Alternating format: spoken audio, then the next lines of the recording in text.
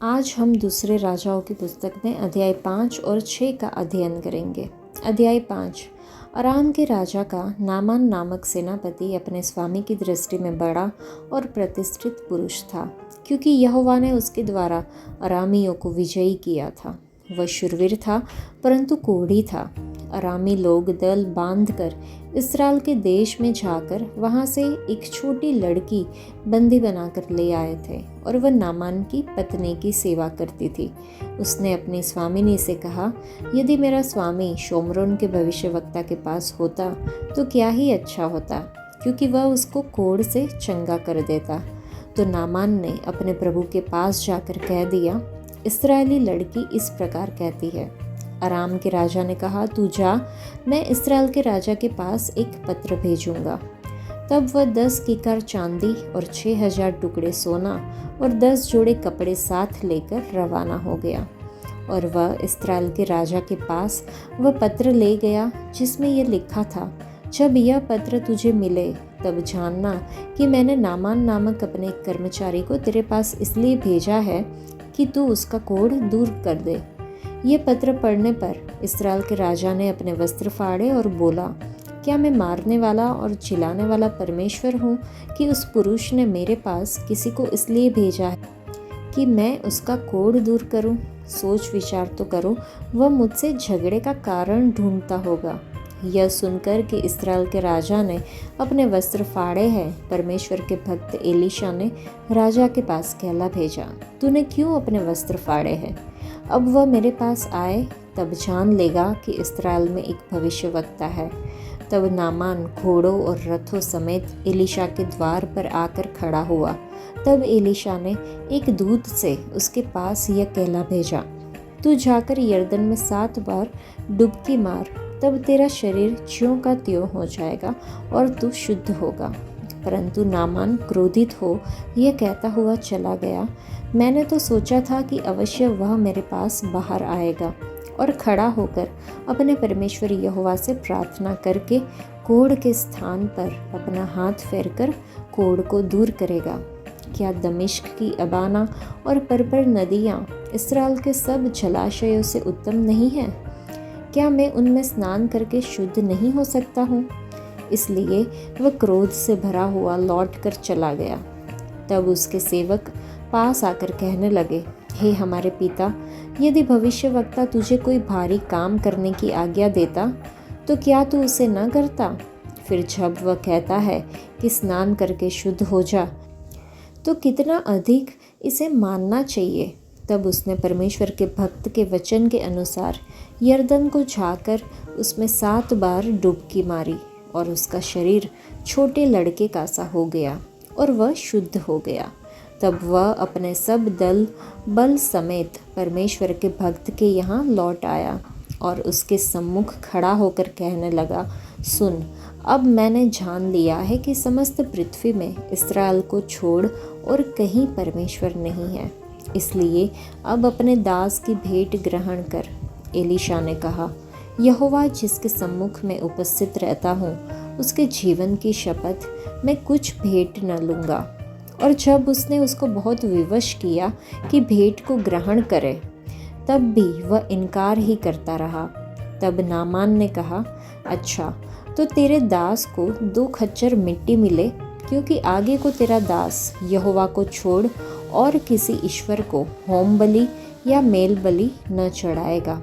एक बात यहोवा तेरे दास की क्षमा करे कि जब मेरा स्वामी रिमोन के भवन में दंडवत करने को जाए और वह मेरे हाथ का सहारा ले और यूं मुझे भी रिमोन के भवन में दंडवत करनी पड़े, तब यहोवा तेरे दास का ये काम क्षमा करे कि मैं रिमोन के भवन में दंडवत करूं। उसने उसे कहा, कुशल से विदा हो। वह उसके यहाँ से थोड़ी दूर चला गया था कि परमेश्वर के भक्त एलीशा का सेवक गेहजी सोचने लगा, मेरे स्वामी ने तो उस अरामी नामान को ऐसे ही छोड़ दिया है कि जो वह ले आया था उसको उसने न लिया, परंतु यहोवा के जीवन की शपथ मैं उसके पीछे दौड़कर उससे कुछ न कुछ ले लूँगा। तब गेहजी नामान के पीछे दौड़ा। नामान किसी को अपने पीछे दौड़ता हुआ देखकर उससे मिलने को रथ से उतर पड़ा और पूछा, सब कुशल क्षेम तो है? उसने कहा, हाँ सब कुशल है, परंतु मेरे स्वामी ने मुझे यह कहने को भेजा है कि एप्रेम के पहाड़ी देश से भविष्यवक्ताओं के चेलों में से 2 जवान मेरे यहाँ अभी आए हैं, इसलिए उनके लिए 1 किकार चांदी और 2 जोड़े वस्त्र दे। नामान ने कहा, खुशी से 2 किकार ले ले। तब उसने उससे बहुत विनती करके 2 किकार चांदी अलग थैलियों में बांधकर 2 जोड़े वस्त्र समेत अपने 2 सेवकों पर लाद दिया और वे उन्हें उसके आगे आगे ले चले। जब वह टीले के पास पहुंचा, तब उसने उन वस्तुओं को उनसे लेकर घर में रख दिया और उन मनुष्यों को विदा किया और वे चले गए। तब वह भीतर जाकर अपने स्वामी के सामने खड़ा हुआ। एलीशा ने उससे पूछा, हे गेहजी, तू कहाँ से आता है? उसने कहा, तेरा दास तो कहीं नहीं गया। उसने उससे कहा, जब वह पुरुष इधर मुंह फेरकर तुझसे मिलने को अपने रथ पर से उतरा, तब से वह पूरा हाल मुझे मालूम था। क्या यह समय चांदी या वस्त्र या जैतून या दाख की बारियां, भेड़ बकरियां, गाय बैल और दास दासी लेने का है? इस कारण से नामान का कोढ़ तुझे और तेरे वंश को सदा लगा रहेगा। तब वह हिम सा श्वेत कोढ़ी होकर उसके सामने से चला गया। इस अध्याय में हमने देखा कि समस्त पृथ्वी में इस्राएल को छोड़ और कहीं परमेश्वर नहीं है, ऐसा लिखा हुआ है। नामान ने सीरिया के राजा से एक पत्र लिया और उपहार के रूप में सोना, चांदी और वस्त्र लेकर एलीशा से मिलने गया। एलीशा ने इस्राएल के राजा से नामान को उसके पास भेजने के लिए कहा, ताकि वह जान सके कि इस्राएल में एक भविष्यवक्ता था। एलीशा अपनी प्रतिष्ठा नहीं बल्कि परमेश्वर का सम्मान बनाए रखना चाहता था। तब नामान अपने घोड़ों और रथ के साथ एलीशा के घर गया।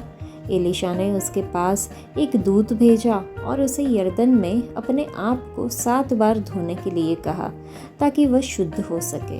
यह सुनकर नामान ने अपमानित महसूस किया और वह क्रोधित होकर चला गया। उसके सेवकों ने उसे भविष्यवक्ता के निर्देशों का पालन करने का अनुरोध किया, भले ही यह कार्य मामूली लग रहा था। नामान अपने सेवकों के सुझावों के प्रति बहुत ही ग्रहणशील था। हालांकि वह शुरू में घमंडी लग रहा था, उसके अपने सेवकों के सुझाव पर सहमति ने उसे विनम्र बना दिया, और यहोवा जो विनम्र पर अनुग्रह करता है निश्चित रूप से उसे आशीष देगा। नामान नीचे उतरा और यरदन में 7 बार डुबकी लगाई। नामान की विश्वास द्वारा प्रतिक्रिया को परमेश्वर ने पूर्ण और चमत्कारी रूप से उपचार के साथ भरपूर पुरस्कार दिया। उसका शरीर एक छोटे बच्चे के मांस की तरह बहाल हो गया। तुरंत उसने स्वीकार किया कि इस्राएल के परमेश्वर के अलावा कोई परमेश्वर नहीं था। दूसरों में चमत्कार न देख पाने के उसके व्यक्तिगत अनुभव ने उसे यह घोषणा करने में सक्षम बनाया। केवल वे ही जिसने खुद अनुभव किया है वास्तव में परमेश्वरी कृपा की सामर्थ्य की गवाही दे सकते हैं। हम एक समय आत्मिक कोढ़ी थे जो पाप में जी रहे थे। पाप किसी को आत्मिक रूप से उसी प्रकार भ्रष्ट कर देता है जिस प्रकार कुष्ठ रोग किसी को शारीरिक रूप से भ्रष्ट कर देता है। इफिसियों की पत्री में लिखा है कि हम अपराधों और पापों में मरे हुए थे। यीशु के लहू की शुद्ध करने वाली सामर्थ्य में विश्वास ने हमारे पापों को धो दिया। यीशु मसीह का लहू हमें सभी पापों से शुद्ध करता है। हम यीशु में नई रचना बन गए। यदि कोई मसीह में है तो वो नई सृष्टि है, ऐसा लिखा हुआ है। पुरानी बातें बीत गई है, देखो सब नई हो गई है। यह वचन हम दूसरे कुरिन्थियों की पत्री में देख सकते हैं। आभारी नामान ने घोषणा की कि इस्राएल का परमेश्वर ही एकमात्र सच्चा परमेश्वर है।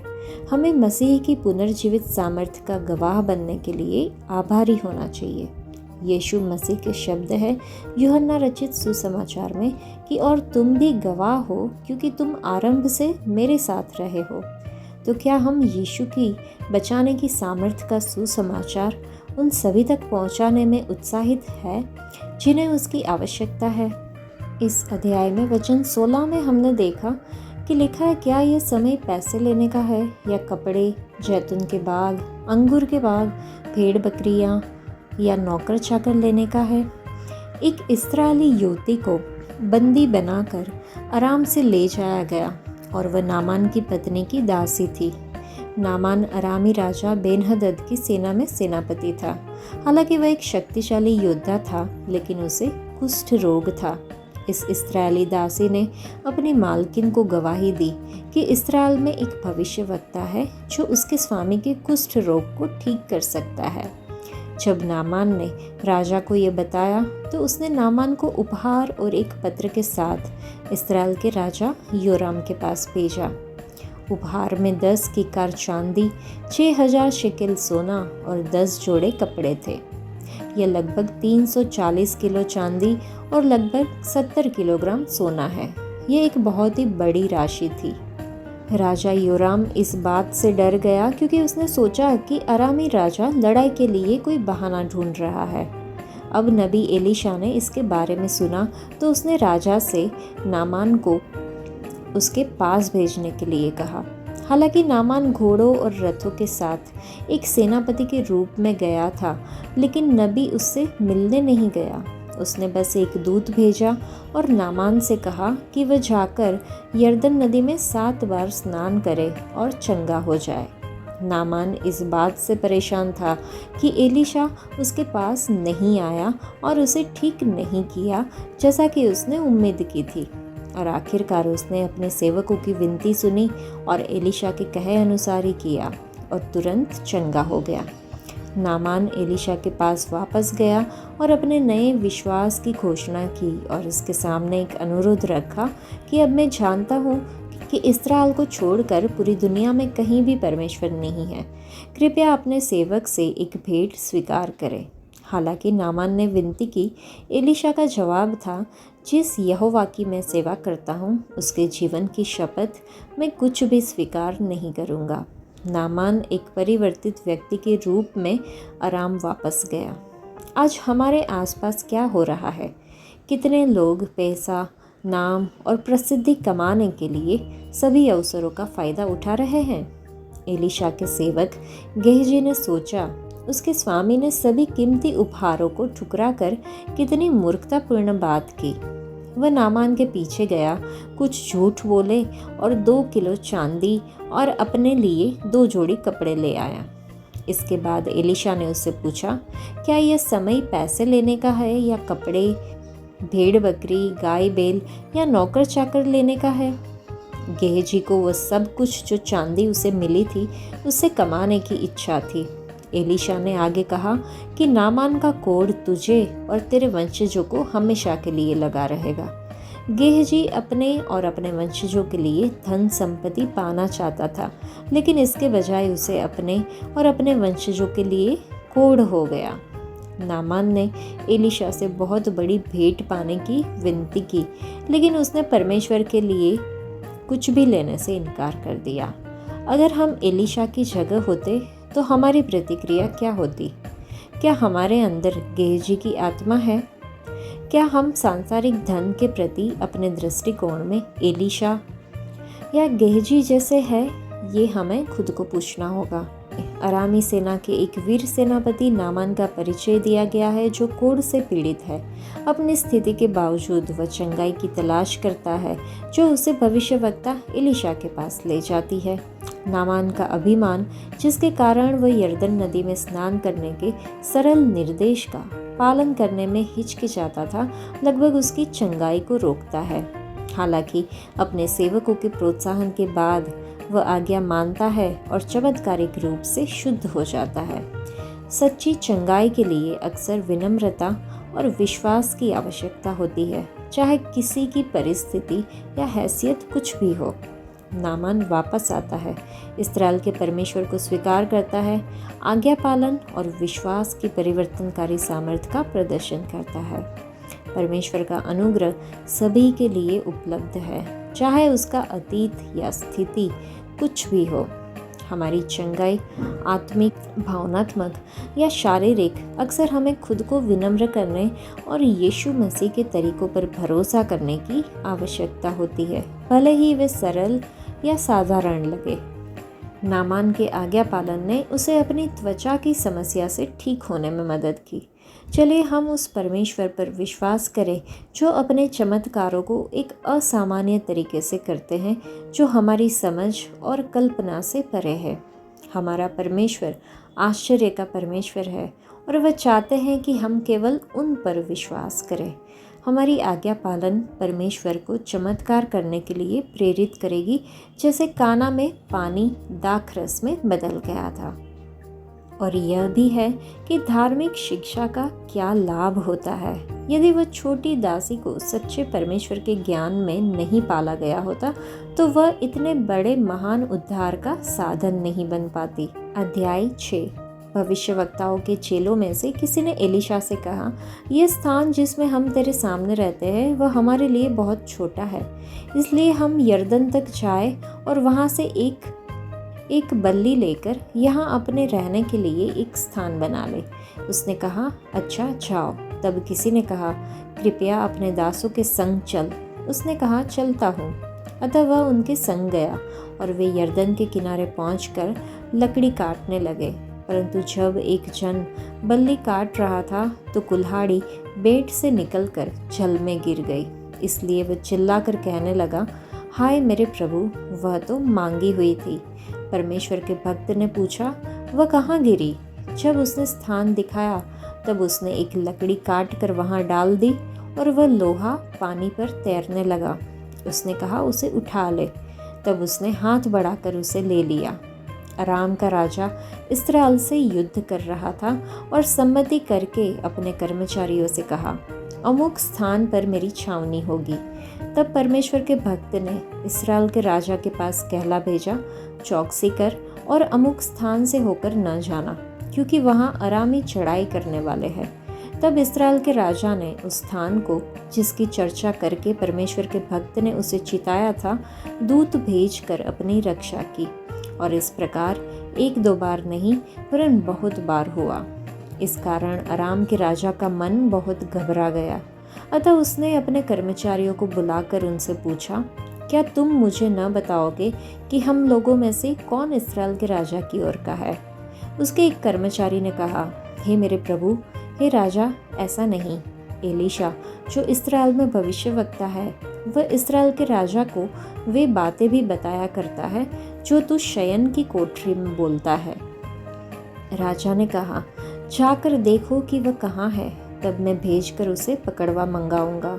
उसको ये समाचार मिला, वह दोतान में है। तब उसने वहाँ घोड़ों और रथों समेत एक भारी दल भेजा और उन्होंने रात को आकर नगर को घेर लिया। भोर को परमेश्वर के भक्त का टहलुआ उठा और निकलकर क्या देखता है कि घोड़ों और रथों समेत एक दल नगर को घेरे हुए पड़ा है। तब उसके सेवक ने उससे कहा, हाय मेरे स्वामी, हम क्या करें? उसने कहा, मत डर, क्योंकि जो हमारी ओर है वह उनसे अधिक है जो उनकी ओर है। तब एलीशा ने ये प्रार्थना की, हे यहोवा, इसकी आंखें खोल दे कि यह देख सके। तब यहोवा ने सेवक की आंखें खोल दी और जब वह देख सका, तब क्या देखा कि एलीशा के चारों ओर का पहाड़ अग्निमय घोड़ों और रथों से भरा हुआ है। जब अरामी उसके पास आए, तब एलीशा ने यहोवा से प्रार्थना की कि इस दल को अंधा कर डाल। एलीशा के इस वचन के अनुसार उसने उन्हें अंधा कर दिया। तब एलीशा ने उनसे कहा, यह तो मार्ग नहीं है और न यह नगर है, मेरे पीछे हो लो, मैं तुम्हें उस मनुष्य के पास जिसे तुम ढूंढ रहे हो पहुंचाऊंगा। तब उसने उन्हें शोमरोन को पहुंचा दिया। जब वे शोमरोन में आ गए, तब एलीशा ने कहा, हे यहोवा, इन लोगों की आंखें खोल कि देख सके। तब यहोवा ने उनकी आंखें खोली और जब वे देखने लगे, तब क्या देखा कि हम शोमरोन के मध्य में हैं। उनको देखकर इस्राएल के राजा ने एलीशा से कहा, हे मेरे पिता, क्या मैं इनको मार लूं? मैं इनको मार लूं? उसने उत्तर दिया, मत मार। क्या तू उनको मार दिया करता है जिनको तू तलवार और धनुष से बंदी बना लेता है? तू उनको अन्न जल दे कि खा पीकर अपने स्वामी के पास चले जाएं। तब उसने उनके लिए बड़ा भोज किया और जब वे खा पी चुके तब उसने उन्हें विदा किया और वे अपने स्वामी के पास चले गए। इसके बाद अराम के दल इस्राएल के देश में फिर न आए। इसके बाद अराम के राजा बेन्हदद ने अपनी समस्त सेना इकट्ठी करके शोमरोन पर चढ़ाई कर दी और उसको घेर लिया। तब शोमरोन में बड़ा अकाल पड़ा और वह ऐसा घिरा रहा कि अंत में एक गद्दे का सिर चांदी के 80 टुकड़ों में और कब की चौथाई भर कबूतर की बीट 5 टुकड़े चांदी तक बिकने लगी। एक दिन इस्राएल का राजा शहर पनाह पर टहल रहा था कि एक स्त्री ने पुकार के उससे कहा, हे प्रभु, हे राजा, बचा। उसने कहा, यदि यहोवा तुझे न बचाए तो मैं कहाँ से तुझे बचाऊं? क्या खलिहान में से या दाखरस के कुंड में से? फिर राजा ने उससे पूछा, तुझे क्या हुआ? उसने उत्तर दिया, इस स्त्री ने मुझसे कहा था, मुझे अपना बेटा दे कि हम आज उसे खा ले, फिर कल मैं अपना बेटा दूंगी और हम उसे भी खाएंगी। तब मेरे बेटे को पकाकर हमने खा लिया। फिर दूसरे दिन जब मैंने इससे कहा कि अपना बेटा दे कि हम उसे खा ले, तब इसने अपने बेटे को छिपा रखा।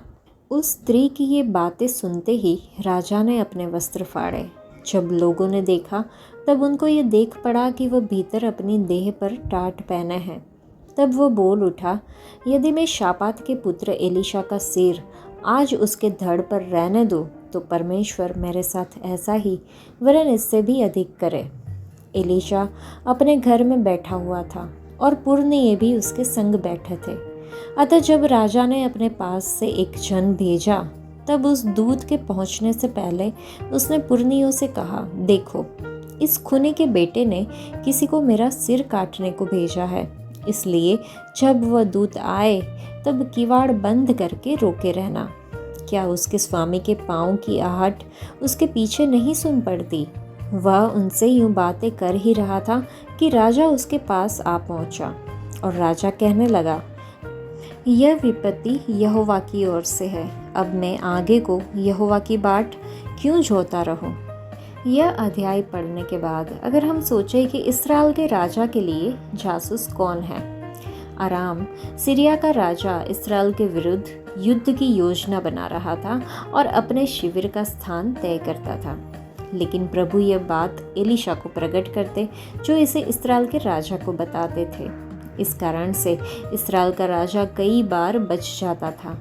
यह देखकर अराम का राजा बहुत परेशान हो गया और उसने पूछा, हमारे बीच कौन है जो हमारी योजनाओं को इस्राएल के राजा को बता रहे हैं?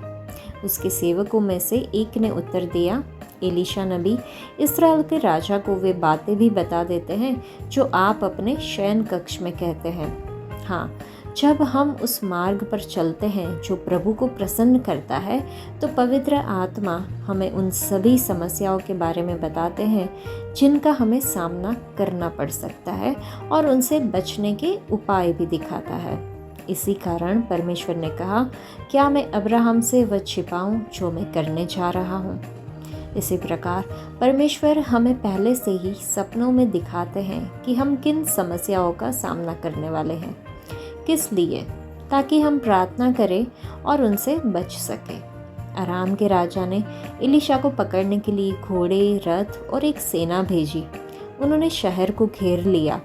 यह देखकर एलीशा का सेवक डर गया और उसने कहा, अरे मेरे स्वामी, अब हम क्या करेंगे? लेकिन एलीशा ने कहा, मत डरो, जो हमारे साथ है वे उनसे अधिक है जो उनके साथ है। फिर एलीशा ने प्रार्थना की कि उसके सेवक की आंखें खुल जाए। जब उसकी आंखें खुली तो उसने देखा कि पहाड़ एलीशा के चारों ओर अग्नि के घोड़ों और रथों से भरे हुए हैं। यह क्या अद्भुत दृश्य था! क्या हम अपने शत्रुओं या जादू टोने से डरते हैं जो हमारे विरुद्ध उठ खड़े होते हैं? चलिए प्रार्थना करें कि पवित्र आत्मा हमारी आत्मिक आंखें खोले ताकि हम प्रभु की महिमा और स्वर्गीय सेना को हमारे लिए लड़ते हुए देख सकें। एलीशा ने प्रार्थना की कि शत्रु की सेना अंधी हो जाए। फिर वह उन्हें समरिया की ओर ले गया। जब वे समरिया पहुंचे तो उसने प्रार्थना की कि उनकी आंखें खुल जाए, और उनकी आंखें खुल गई। आज भी कई लोगों की आत्मिक आंखें अंधी है, जो उन्हें यह देखने में असमर्थ बनाती है कि उन्हें किस मार्ग पर जाना चाहिए और परमेश्वर के वचन का पालन कैसे करना चाहिए। चलिए हम प्रार्थना करें कि हमारी आंखों का अंधापन दूर हो। जब इस्राएल के राजा ने शत्रु की सेना को देखा तो उसने एलीशा से पूछा, क्या मैं उन्हें मार डालूं? लेकिन एलीशा ने उसे उन्हें भोजन और पानी देने और एक बड़ा भोज तैयार करके उन्हें वापस सीरिया भेजने को कहा। यह वही है जो हमारे उद्धारकर्ता मसीह ने हमें सिखाया। यदि तेरा शत्रु भूखा हो तो उसे खाना खिला, यदि वह प्यासा हो तो उसे पानी पिला, जो कि हम रोमियो की पत्री में 12वें अध्याय में देख सकते हैं। यहाँ पर एलीशा ने बुराई पर भलाई से विजय पाई। इसी प्रकार हमें भी प्रतिशोध को परमेश्वर पर छोड़ देना चाहिए और अपने शत्रुओं से बदला लेने का प्रयास नहीं करना चाहिए। इसके बाद सीरियाई हमलावरों ने इस्राएल की भूमि में फिर कभी प्रवेश नहीं किया। इस प्रकार भूमि में शांति हो गई और युद्ध समाप्त हो गया। चलिए हम भी अपने जीवन में इस शांति को प्राप्त करें। प्रभु हमारी आंखें खुली रखे ताकि हम आपको तब भी देख सके जब तूफान हमारी नाव को हिला दे। ऐसी प्रार्थना करें। हमारी आंखें खोले ताकि हम आपको देख सके और आपके करीब रह सके। उन लोगों की आंखें खोले जो आप पर विश्वास नहीं करते हैं और उन्हें दिखाई दे कि आप कौन हैं। हमें नामान के सेवकों की तरह अच्छे सेवक बनने में मदद करें ताकि हम दूसरों को आपकी ओर तक लेकर जाएं। इन सारी बातों के लिए हमें प्रार्थना करनी होगी। तो अध्याय 6 एलीशा की निरंतर सेवकाई को दर्शाता है, जहां परमेश्वर की सामर्थ्य विभिन्न चमत्कारों के माध्यम से प्रकट होती है। एक उल्लेखनीय घटना में कुल्हाड़ी का तैरना शामिल है, जहां एलीशा एक खोए हुए औजार को वापस पाने में मदद करता है, जो हमारे जीवन के छोटे छोटे विवरणों के लिए भी परमेश्वर की चिंता को दर्शाता है। इस अध्याय में एक नाटकीय क्षण का भी वर्णन किया गया है, जब अरामी सेना एलीशा के शहर को घेर लेती है। एलीशा के सेवक को डर लगता है, लेकिन एलीशा उसे आश्वस्त करता है, यह बताते हुए कि परमेश्वर की स्वर्गीय सेना महान है। उनकी आंखें खुल जाती है और वे अपने चारों ओर परमेश्वरीय सुरक्षा को देखते हैं, जिसके कारण अरामी अंधे हो जाते हैं और बाद में उनका छुटकारा होता है।